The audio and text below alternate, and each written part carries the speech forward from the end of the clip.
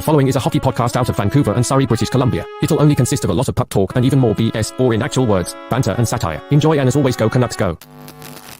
Okay, if you're new to the program, then you don't know that we actually sent two people to tonight's game against the LA Kings. And to those people, I want to say, I'm sorry. That game sucked. That was a waste of time. Well, kind of, sort of. That game sucked for what, 50 minutes? 55 minutes? The Canucks finally woke up and decided to, I don't know, shoot the puck. Something Tocchet warned them about prior to today's game. Anyways, I'm sorry. Okay, I'm sorry for giving you tickets. Now let's talk about this game and get to your comments, because that's all we're doing here on the Nightcap on Locked On Canucks. You're Locked On Canucks, your daily podcast on the Vancouver Canucks. Part of the Locked On Podcast Network, your team every day. People, we back on this Monday night here at the Don't Dose Art Lab doing this, giving you Locked On Canucks, the show that is instilling that culture, right? In everyone. Reminding you that it's your Canucks every day. We're trying to find those people. And we know there's a lot of you, okay? You guys are loud this time around. The car flags are out. The people, Vancouver, feels like itself again. And that's why what we just witnessed kind of hurt. You feel a little empty. You feel gutted. The Canucks lose 3-2 to the LA Kings. Again, you feel gutted. But look at this comment from Callum, okay? Again, this is the people show. Just get us some comments, and we'll get to reading, and we'll get out of here. Callum says, adversity and struggle leads to strength. Did you think we would go 16-0 all the way to the playoffs? Well, all the way to the Cup. And then he ends off the comment with, I love Tocchet's gamble and our pushback tonight. What's the gamble?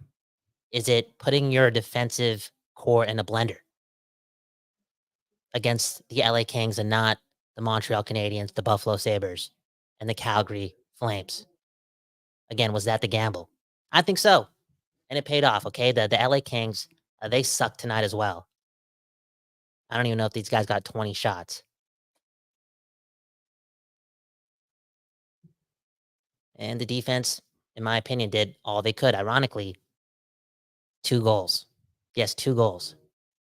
Pretty much go off the skates of Canucks defensemen and into the back of the net. It's telling, man. It's telling. Again, 2 goals off Quinn Hughes and Carson Soucy pretty much go into the back of our net. We lose this game 3-2. And it's ironic because these are the types of games where it's pretty obvious that you're going to have to get bounces to get goals. It's a gritty game. It's clogged down the middle. The team that shoots the puck the most, or most often wins. And I know the Canucks outshot the Kings barely. They did all their shooting at the end of the third period. But man, oh man, you would think that a team as stacked as the Vancouver Canucks would understand that trying to play the Kings game is exactly what they want. And you don't exactly have to do that. You're the Vancouver Canucks. Yeah, they clog up the neutral zone. Yeah, they're tough to play against. But again, you're the Canucks. Bring it to them. Don't just wait till the last 5 minutes of the third period to push the pace. Break them down. The Canucks for like 40 minutes, 45 minutes, 45 consecutive minutes after Lafferty scored, played like they were playing not to make a mistake, other than playing in a way that, again, broke down what LA was trying to do. And this goes back to Rick Tocchet's comments, right? He warned the team. He told them, don't hold on to the puck against this team. And what did they do? I mean, what did Quinn Hughes do? For the most part, they held on to the puck. Too much overthinking. Again, the Kings scored 2 goals pretty much off Canucks defensemen, the Vancouver Canucks. They scored their second goal of the game. That bounced maybe 5 or 6 times before it got into the back of their net. You got to shoot the puck against teams like the Kings. You got to break them down. And in micro terms, I feel as if you got to find momentum in any way, shape, or form when you play trap games like this. And a good way to do that is to, rack up the shots on net.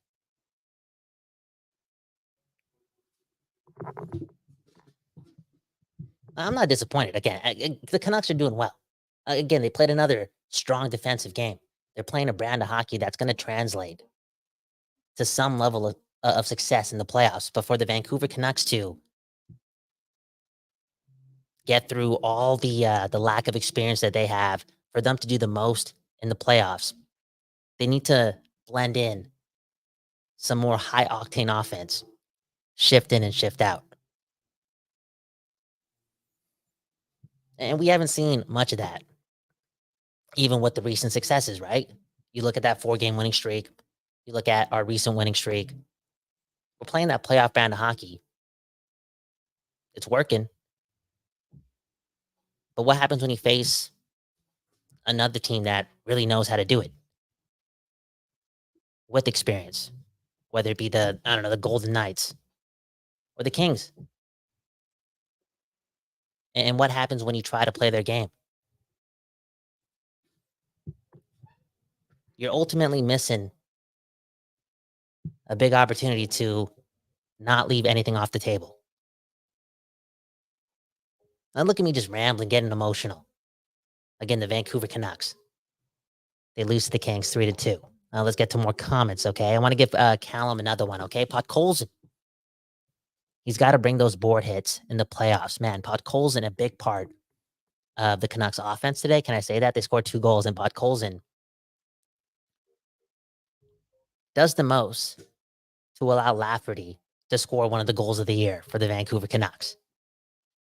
Podkolzin's compete level off the charts recently. I think he's found himself in a place in his hockey career where he desperately wants to stay in the NHL, and he's doing whatever it takes. And he's turned into the Canucks' best forechecker. He's playing like he wants to be the Canucks' biggest hitter, laying the body shift after shift, and doing so after some long shifts. You can tell that this guy's compete. His motor is off the charts. I wonder if Tocchet and him had a talk, Real talk. I wonder if they did. I wonder if Tocchet advised Podkolzin that there's this missing piece to this team. Someone who's really fast and really big, who's willing to just throw the body, shift in and shift out. Podkolzin, man, not living up to where he got drafted in Vancouver all those years ago, but the maturity and the will to make the switch this late into the season to be a physical force is very Vancouver Canuck. If you think about it, he is buying into what's best for the team. And kudos to him. Again, he's playing overly physical in a season in which he suffered a pretty gruesome injury. In other words, his balls are way bigger than yours and mine. Now look at this comment, okay? We needed Lindholm, Mr. Whale, with the comment. I don't think Lindholm makes a difference in today's game, to be honest. And I know a couple late face-off losses to Anze Kopitar, one of the best of all time, Hall of Famer, still a beast. What, did he have 2 points tonight? I think so. And maybe, Lindholm, if he's in the lineup, can beat him. Maybe. But again, I don't think Lindholm is pushing the lever and pushing this team over the top to a victory. I think the Canucks, again, they played the majority of this game trying not to lose it. They're playing a team that's, I don't know, at the time, 17 points below them. The Canucks have Quinn Hughes, Brock Besser, JT Miller, and Elias Pettersson. And they chose to play into the trap again. And reminder, this ain't a coaching thing.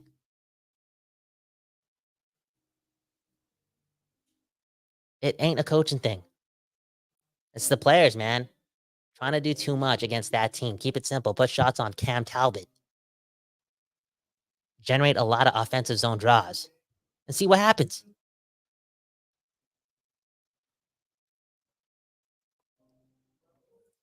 You get what I'm saying? Lindholm, can we talk about him just a bit, though? For real. Because I have a theory, man. Earlier, on today's normal episode of Locked On Canucks, what happened? I was complaining, man. I was crying. I was getting mad. Why are the Canucks letting Lindholm play when he's hurt? Especially in games against the Montreal Canadiens and the Calgary Flames. It makes absolutely no sense. And it makes even more no sense after today's news, right? He's not in the lineup. Why are they allowing him to do this? And then there's some people, right? Oh, it's Lindholm. He's pushing for it, okay? Contract year. He's had a pretty bad season offensively to be a UFA. Maybe, just maybe, he's looking out for himself, looking out for his contract, blah, blah, blah. Which is a theory I don't really agree with, because if you're hurt and you're in a contract year, why risk further injury? Which is the overall question for not only the player, but the team. And then I thought about it some more on my drive, man. The Canucks, the only thing on my mind. I'm driving and thinking about it, and it makes sense. Look at who's the head coach of this team, Rick Tocchet. That dude playing through a lot of injury, probably in his career. And I'm not saying that he's like telling the team or the players to do this. I don't give a beep if you're hurt, you're playing. He's not doing that. But he is instilling the culture that this is a brotherhood. More notably, this is a elite hockey team, and elite hockey teams do this. They play through the most. They go through injury, stick in the lineup, and risk more injury to be there for their brothers. It's a sign of a really close team. We saw it with Pettersson early on this season, right? It was clear that he was hurt. We heard all the rumors. He wasn't playing that well. He's played every game this season. He doesn't want to go out of the lineup. We saw with Demko. Wasn't feeling himself at a morning skate. Still decided to play, and boom. We haven't seen Demko since. Why are these guys playing? Because it's cool. Really cool to be a Vancouver Canuck. Hockey is really, really, really important to these guys, obviously. But right now, hockey is really, really fun.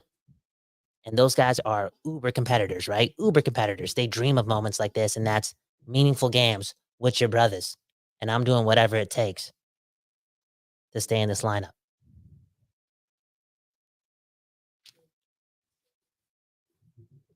So I'm going to lighten up on Lindholm, okay? I think he's a Canuck. He's toughing it out, on a team that he is still the newest player on. Yet he's on board. Doing the most for the Vancouver Canucks, man. I wish him a speedy recovery. And thanks for your service, okay? Let's get back to the comments, okay? Look at this one, okay? Ayush Shakapuri, yo. You got the coolest name in the world, dude. Shakapuri. Allowing 17 shots is great defense. Yo, the Vancouver Canucks are first in the league in shots against since the All-Star break. I'll say that again, more clear, okay? The Vancouver Canucks are first in the league at team defense, pretty much, since the All-Star break. That's a long sample size. This is part of their identity. It's hard to get anything on us. And that's important going into the playoffs.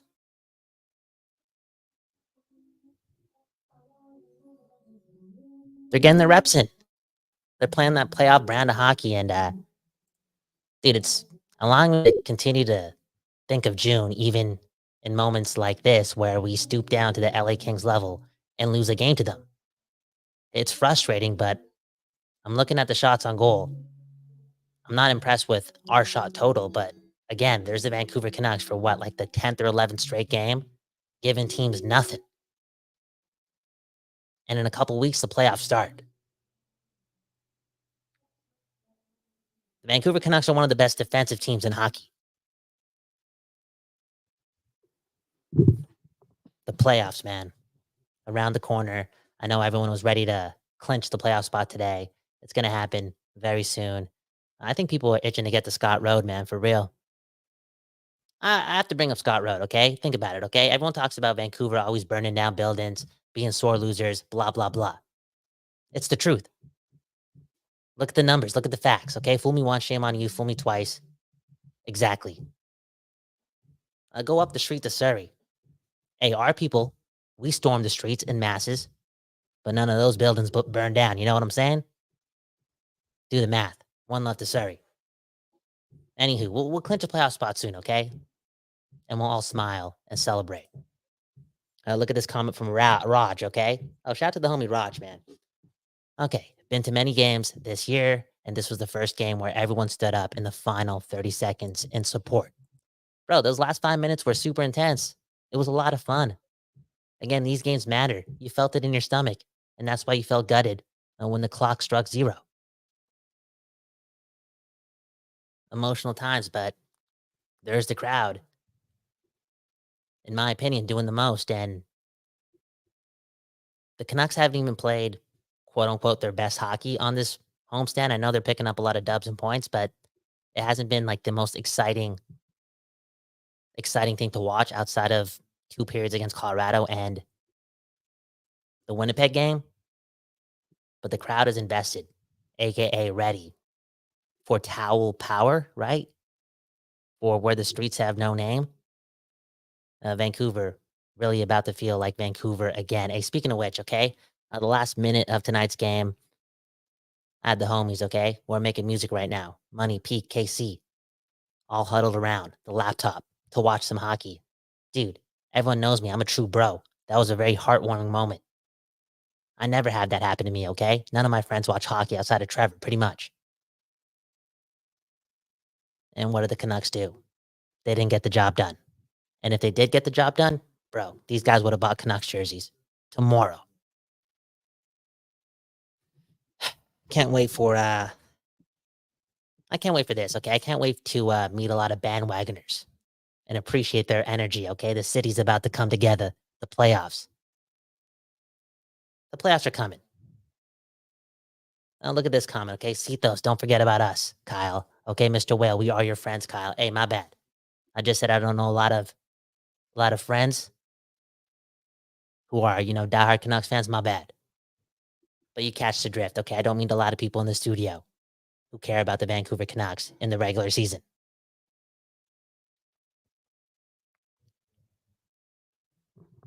Man, oh man. Callum, man, we would have won if Lekaramaki and Baines was in the lineup. Look at Popeye, man. As soon as a player has a slow streak, you guys want to trade him. Is this about Lindholm? Again, I'm sorry. I'm sorry, dude. I've been crying about Lindholm for a while, okay? I think I've warmed up to the nickname Midholm. Okay, that's mean. This guy just got here. I keep preaching to look after your neighbors, and look at me bullying Lindholm. But now, let's talk about the moment, recency bias, okay? It's about what you're doing for me lately. I apologize, and I'm going to be nice to the guy because he's playing through injury. He's a competitor. He loves being a Vancouver Canuck. He wants to help this team win. And bruh, you just got here. You don't have to do that. You're playing for a contract too. I appreciate that, man. I appreciate the effort, and best of luck moving forward. Now look at Kurthing, man. Watching from Asia, by the way. Dude, I made some chicken chow mein yesterday, man. I think. I thought, okay, growing up again, I thought Fijian Hindu people, which is my type of people, I thought they were the people who made and created chicken chow mein. You know what I'm saying?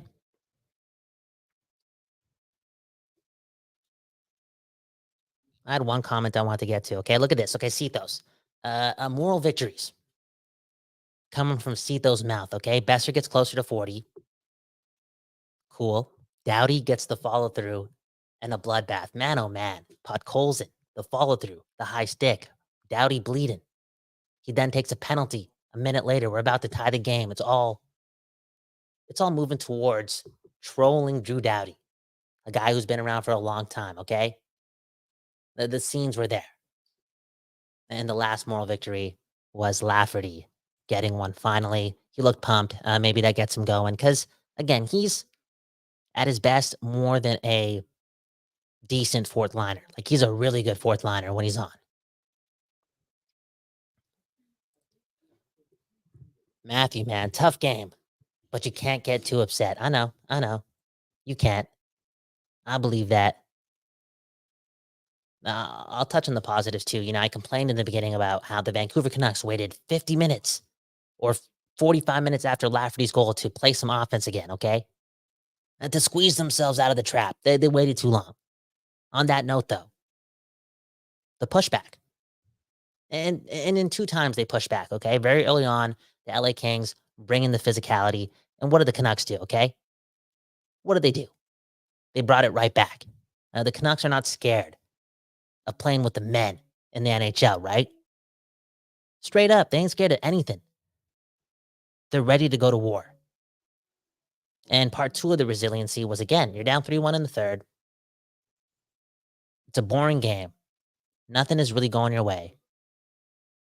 And you find the juice to make it really interesting. The Canucks were really close all over the Kings. So close to tying this game and blowing the roof off of Rogers Arena. And hey, making a guy like JS, happy birthday JS. He was in the building. That would have made his day. It would have made his week. It was so close. The resiliency, man, okay? Again, I'm not going to get too mad. I like some of the pushback. I like what they did at the end. This team cares. Go Canucks, go. Popeye, man. LA is their tough spot, IMO, a.k.a. their Achilles heel. I think the Kings have, what, 5 points against the Canucks in 3 games this season? Is my math correct? Am I missing a game? Maybe.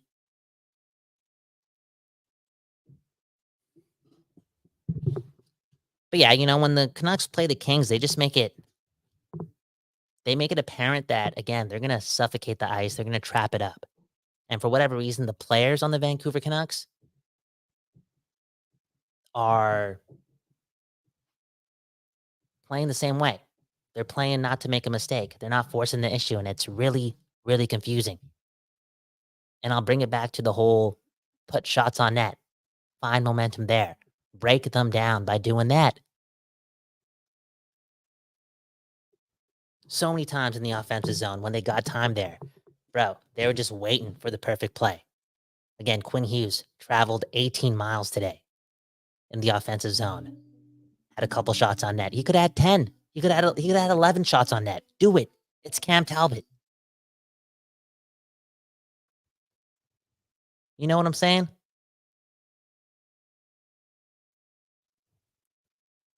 Look at Zarfy, man. I'm Fijian too. Hey, man. Fijian, man. Fijian people, man. They some good people, man. We invented chicken chow mein, man. I think so. Mr. Whale, we need a better strategy against the LA Kings. I don't know if they do, man. Again, Tocchet told the media. He told the media. His players need to shoot the puck. They need to not hold on to the puck against this team. Again, the top end of this lineup, very clinical, right? And the Vancouver Canucks, I'm pretty sure they still lead the league in shooting percentage, right? This team chooses their spots, but man, oh man, it is not a way of offense that needs to be used 100% of the time. It really doesn't, especially when you're playing the LA Kings. They play one of the worst styles of hockey of all time. And I've been trashing them, right? Trashing them a lot. Again, home of the West Coast buys over here in the North. Beep the LA Kings. I will say this, though. They do it well. And Kopitar, man. Got a lot of respect for Kopitar. I also got a lot of respect for Drew Doughty, too, man. How could I not, man? 2010, right? 2010. Was it his second year in the league? And he was one of the best players in the Olympics in Vancouver. Again, do the math. Do the math, man. He created a moment for us.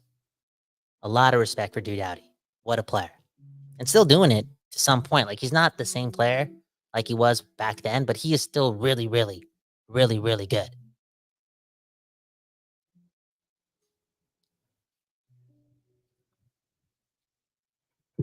Zarfy, man. Chicken plow, man. You know the deal. You know the deal. Citos, no hate on Drew Doughty. One of those guys. I definitely love Drew Doughty more than I do Duncan Keith.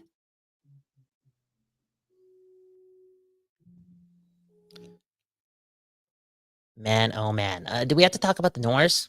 Is Cale Makar going to catch up to Quinn Hughes in points? Maybe. This is why Quinn Hughes got to shoot more too, man. Come on, man. Get some rebound points. Look at this comment right from the alphabet. I still think DeSmith was solid, so that's a positive, bro. We talked about the almost third period comeback. That came at the hands of Casey DeSmith. He was so good in the third period. He made highlight reel saves. He's a good goalie. A big piece to why this season feels so special. A big reason why, again, the Canucks are 2 points away from clinching a playoff spot, and there's still 10 games left. This season, the narrative, the goal, it's flipped completely. And Casey DeSmith, a big part of that. Hey, I gotta go though, okay? That was fun, man. Again, I use these post-game shows after we lose for some therapy. I'm more content, okay? The little things. The Canucks were a little resilient today, physically and in the third period. I'm going to take that to the bank. The Canucks, again, they don't allow any shots this whole game, pretty much. Their defense looking crazy, really good, so damn impressive. They're playing a playoff brand of hockey. It's going to translate too. They've been doing this for a long time. Since the All-Star break, we've been cheering for one of the best defensive teams, if not the best defensive team in hockey. Think about that. They lose Lindholm today, and they still allow less than 20 shots. And this is my second Lindholm theory. This is exactly why. You got to move Lindholm with Pettersson when this team is completely healthy and not run Lindholm as one of your 4 major centers. You do that with Pius Suter. The offensive capabilities of this team can be twice as good in my opinion. I know that sounds crazy because the Canucks, they lead the league in goal differential, blah, blah, blah. Their offense has been fine. Dude, there's another layer or another level to the way this team could beat you. And it definitely involves a combination of Brock Besser, JT Miller, Elias Pettersson, and Elias Lindholm, and Höglander to really, really figure it out and be explosive offensively. AKA, don't use Lindholm as a bottom 6 center. And our chances of winning the Stanley Cup will increase.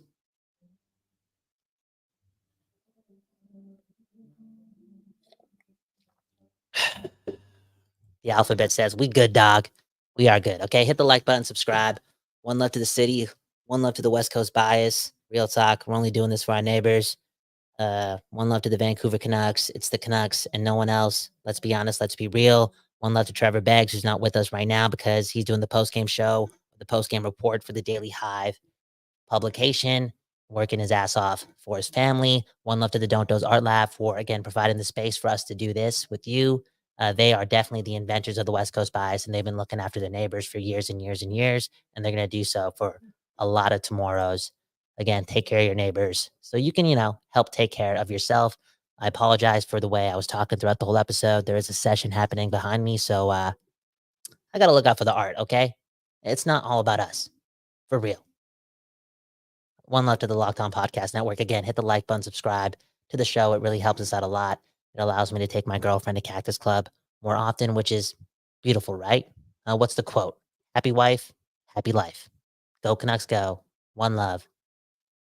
Let's get that Stanley Cup, man. Peace. You're Locked On Canucks, your daily podcast on the Vancouver Canucks. Part of the Locked On